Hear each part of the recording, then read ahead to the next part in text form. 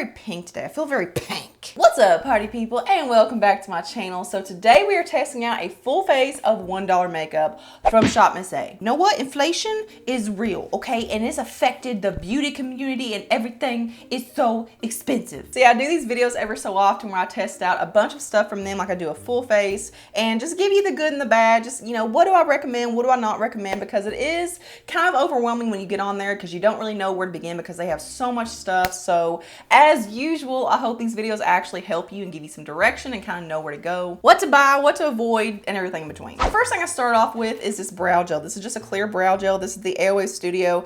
These are all AOA Studio products. I'm not going to say that anymore, but this is the Easy Brow Gel. So they have a clear and then they have 4 other tinted shades as well. So I gotta be honest, whenever I first started applying this, I didn't see the product actually going onto my brow. I was looking at the wand and it's like, there's nothing on it. Now that I'm done, I've done the deed. I actually do feel the hold, but it's not so sticky to where like you feel it when you move your face. Like I hate that feeling. Yeah, this is pretty good. I don't think it's like outstanding. I mean, I'm not really mind blown by the majority of brow gels, but for a clear brow gel, it's got hold. It's not sticky. It's not waxy looking. Like it doesn't look like there's dandruff in my brows. So far so good. So for eyeshadow, I actually use these blushes to create the look that I'm wearing right now. So these are the AOA Cherry Blossom Powder Blushes. I have the shades Kyoko, Shirai, Raku, and these are so pretty. These worked out so well for eyeshadow. Like there was no blending problems whatsoever. The formula is so freaking nice. So I did want to add a little bit of spicy shimmer to the center of my lid. So I picked up these little cream eyeshadows and these look identical to the ColourPop Super Shock collection. Like these look just like their highlighters, and I actually thought these were highlighters when I pulled these out. Like I forgot these were eyeshadows, but these are the AOA Venetian Romance Creamy Eyeshadows. I have 2 shades, Betrothed and Petticoat. So Betrothed is the lighter of the 2, and this is just such a pretty neutral ivory kind of shade. Like I actually put this in my inner corner today in my eye look, but yeah, this looks identical and feels extremely similar to the ColourPop Super Shock highlighters. There's what Betrothed looked like. So yes, such a pretty shade. It's just that very universal neutral ivory. And here is Petticoat. So this is like a lighter rose gold. And this is what I put on the center of my lid. So yeah, it's a bit too dark for me for a highlighter, like a standalone highlighter for my face. So whenever I do use these for my face, I'll just mix the 2 together. Now I will say I don't feel like these have the best wear for eyeshadow. I feel like they rub off and fade off and melt pretty quick. Yeah, even right now it just kind of looks faded and like it looks like I've been wearing it for a long time and I've been sweating. Like it looks like it's sweated off. I just applied this like an hour and a half ago. It's not to say I don't feel like they're worth trying, because I do think they are worth trying, but I would say,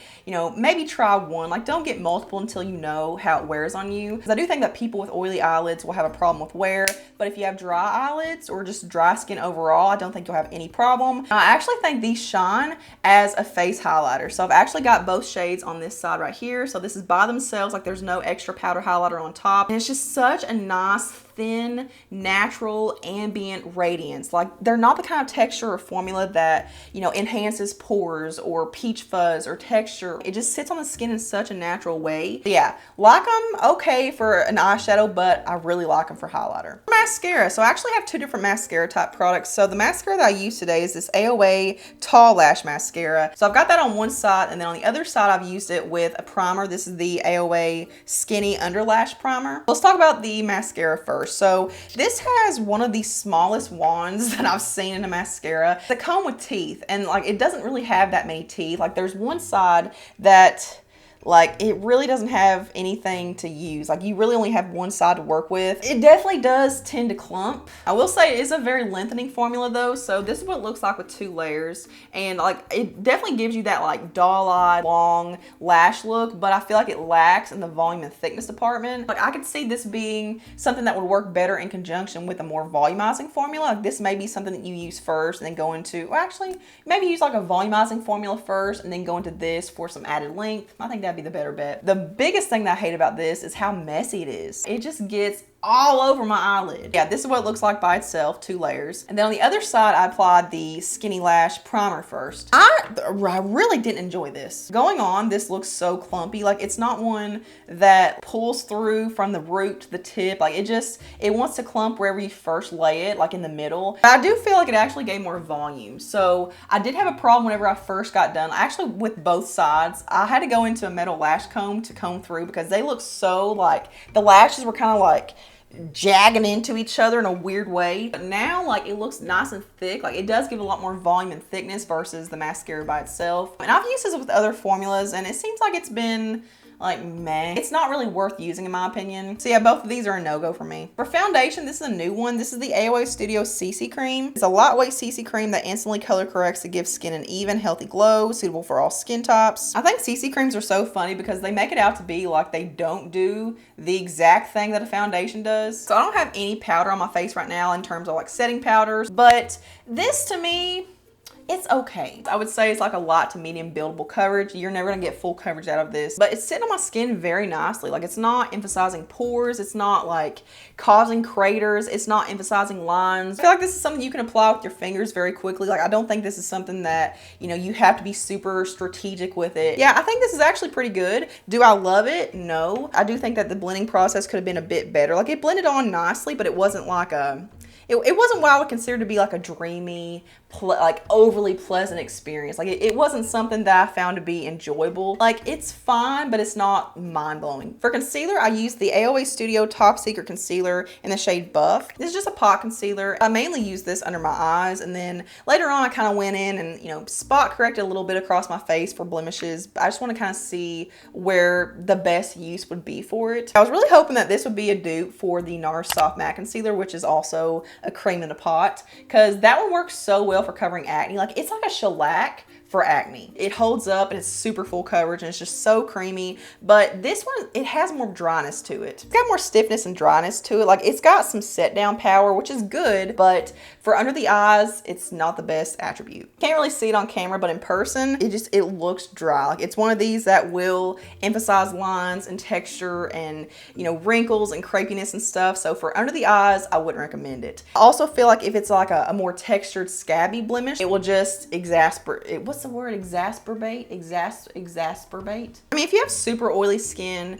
and you're trying to cover up a blemish that's not scabbed over and textured and dry and whatnot, then it might be okay, but overall, I wouldn't really recommend it. Bronzer. Okay, I'm very excited about this one. This has become one of my favorite bronzers. This is the AOA Venetian Romance Creamy Bronzer. This is the shade Venice. I love the color of this. It works very, very well for my skin tone. I will say I have to be very careful with this though, because it is so pigmented. Like, if I apply too much of this, it will look kind of off with my hair. Like, it'll be too much. Like, this has become one of my favorite, most trusted cream bronzers. Like, I know this will hold up all day long, no matter how hot it is, no matter how sweaty I get. It works really well for underpainting, because it's really hard to find a good bronzer that holds up and like actually like shows through once you have foundation on when you're underpainting. This one, you apply it, you put your foundation on, you see the bronze. Like, it's not like you did nothing. Along those same lines, I also got one of their blushes. So this is the Venetian Romance Creamy Blush, and I got the shade Vanity. And this is pretty much the same color as my shirt. And this is not sheer whatsoever, okay? It's kind of hard to tone it down, so I actually like this more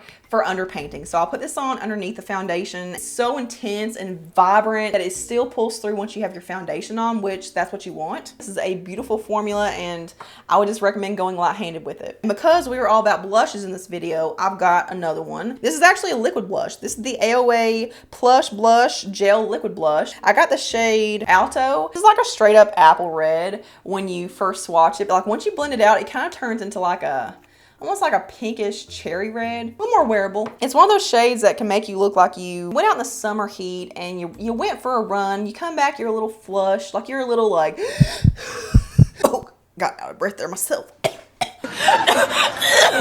So using a shade like this, I feel like it just kind of adds some color back to your skin in the most natural way as possible. So on this side of my face, I use a powder highlighter. So this is their new Everglow highlighter. I got the shade Magic Hour. In the swatches, this looks so metallic-y and sheeny and just wet. Like, I don't know if they doctored the swatches, or like, you know, if you apply them with a wet finger or like on a wet hand, it makes it look better. I'm not sure what they did, because it doesn't necessarily look that wet metallic-y when I swatch it. I applied on this side right through here. I don't think it looks bad at all. I feel like it's giving me like a very ethereal, angelic kind of look. Really had to go in and buff it and blend it and blend around it, and then go into my sponge and, you know, tap onto it to really press it in, because at first it looked pretty powdery. I could see where it was laying. Like, it didn't just mesh into my skin. By the end, it actually does look pretty glowy. It doesn't look too powdery now, but I didn't love the blending process. But last but not least, I have this lipstick. So this is the only thing I've got on my lips right now. Like, I've got no gloss. It's just this and a lip liner. So this is the AOA times Miss A Friends Shades of Me lipstick. And I got the shade Soft Heart. I don't know if I would call it a satin matte finish. I would say it's just a satin finish. It's really nice and comfortable and it feels moisturizing. I wouldn't call it like super long wearing. I've been wearing this for about, I would say like an hour or so now. I've already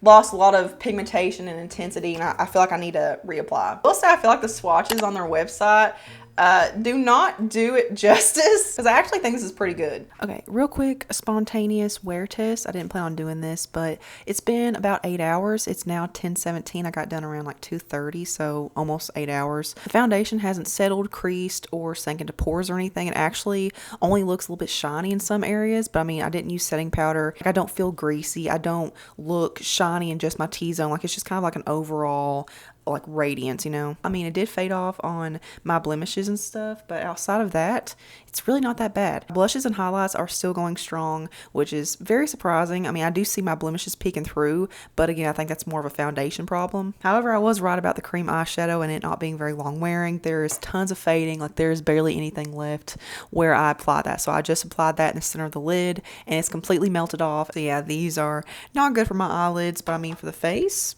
it held up pretty well. My mascara's held up okay. There is some flaking underneath my eyes, but I mean, that's going to happen a little bit. It could be worse, but still, they're not my favorite. I wouldn't recommend them. I definitely don't like the concealer for under my eyes. It does look kind of dry. For me, this is a no-go. And the brow gel, it actually held up pretty well. Like my brows are still in place. They still don't feel tight or like my face doesn't feel like I can't move it, which is a good thing. Give this video a big old thumbs up if you enjoyed it. I've got an entire Shop Miss A playlist, so there are wall-to-wall reviews in this. So check it out. Just venture around, make yourself at home. Subscribe if you're not already, and turn the notification bell on to always see my stuff. And I will see you guys in the next one. Mwah.